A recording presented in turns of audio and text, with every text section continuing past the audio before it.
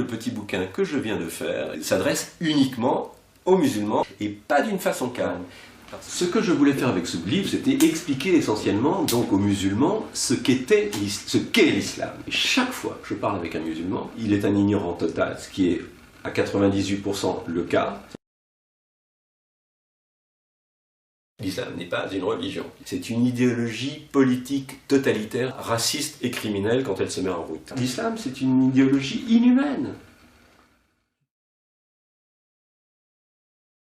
Chaque fois que je parle avec des musulmans, très rapidement, quand ils sont à bout d'arguments, ils te disent « Ah oui, mais tu dis ça parce qu'on est arabe, au bout du compte, parce que tu es raciste. » L'islam n'est pas une race, Mahomet n'est pas une race, le Coran n'est pas une race. On peut cracher sur le Coran, on peut cracher sur Allah, on peut cracher sur Mahomet, ce ne sont pas des races. Dans l'islam, on vous dit « Vous êtes la race supérieure ». Eux sont obligatoirement racistes. Le mieux, c'est toujours d'accuser l'autre de la chose pour laquelle on est coupable.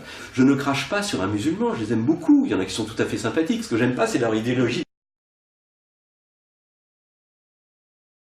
Tous les Africains noirs qui sont musulmans ne comprennent pas que pour un arabo-musulman, mais une sous-race aussi, ce sont des sous-musulmans. Et l'esclavagisme dans l'islam continue, ça fait 14 siècles que ça dure.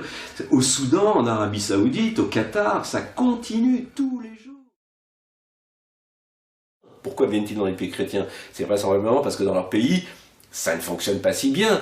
Pourquoi est-ce que vous avez quitté vos beaux pays? Vous êtes partis parce que c'est l'islam qui vous a rendu pauvre. Que les musulmans qui viennent en France respectent la laïcité, respectent ceux chez qui ils viennent. Celui qui va chez l'autre respecte les règles de celui chez qui il est. C'est une espèce de radicalisation qui empoisonne d'abord les musulmans, parce que les premières victimes de l'islam, il ne faut jamais l'oublier, ce sont les musulmans. Et ensuite, les retombées sont ici, chez nous. Quand ils sont forts, par la violence, et quand ils sont faibles, par le mensonge, la dissimulation. Maintenant, les gens qui parlent de l'islam savent parfaitement que c'est un danger. Et souvent, les plus violents contre l'islam, ce sont les musulmans dits convertis, donc ceux qui risquent leur vie. Leur Coran est vraiment le livre le plus épouvantable de l'humanité, où il faut maintenant dire la vérité. Tout le monde a peur. L'islam est encore une fois indéfendable.